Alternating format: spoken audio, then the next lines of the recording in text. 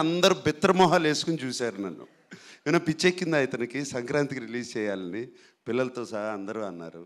అప్పటి నుంచి విజయ్ నిజంగా చెప్పాలంటే I only think of this film all the time. ఎవరి మొహాల్లో నమ్మకాలు లేవు బయట. అందరికీ నమస్కారం.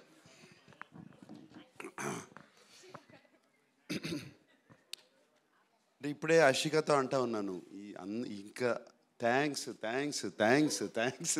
అయిపోయినాయి. ఎవరికి థ్యాంక్స్ చెప్పాలి, ఎలా చెప్పాలి? ఫస్ట్ ముందుగా చెప్పాల్సింది నేను థ్యాంక్స్ అన్కండిషనల్ లవ్ ఇచ్చిన అక్కినేని ఫ్యాన్స్కి.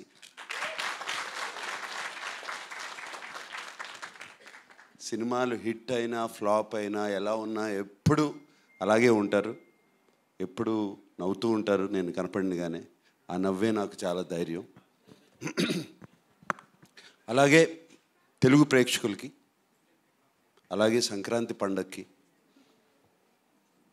అండ్ చాలా లేట్గా చెప్పాము మేము సినిమా రిలీజ్ చేస్తున్నామని అందరికీ.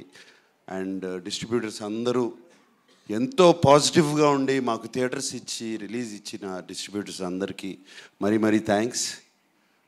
అండ్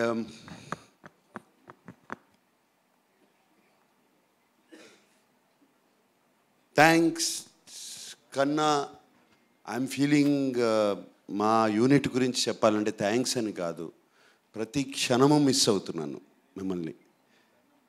ఈ సినిమా అయిపోయిన దగ్గర నుంచి I'm missing all of you, everybody.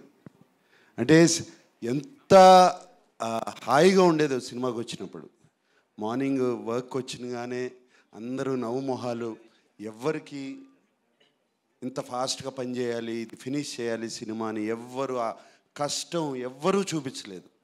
ఏ ఒక్కరు, లైట్ బాయ్స్ దగ్గర నుంచి, టెక్నీషియన్స్ దగ్గర నుంచి, ఫైటర్స్ దగ్గర నుంచి ఎవరైనా సరే పేరున అందరికీ చెప్తున్నాను థ్యాంక్స్ కాదు, I miss you a lot, I miss you so much.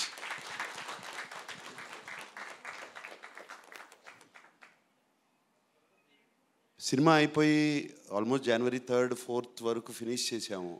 అప్పటి నుంచి విజయ్ నిజంగా చెప్పాలంటే I only think of this film all the time. God bless all of you, thank you for this wonderful feeling. And September 20న మొదలుపెట్టాం కదా shooting. నాన్నగారి birthday అని చెప్పి ఆ రోజున మొదలుపెట్టాము. ఆ స్టాట్యూ ఆ రోజున మేము స్టాట్యూ ఆవిష్కరించాము. ఆ రోజున స్టాట్యూ జరిగింది. స్టాట్యూ అయిపోయినగానే బయలుదేరుతుంటే ఫస్ట్ ఎవరికి తెలియదు, ఫ్యామిలీ ఎవరికి తెలియదు ఇలా సినిమా ఓపెనింగ్ జరుగుతుందని.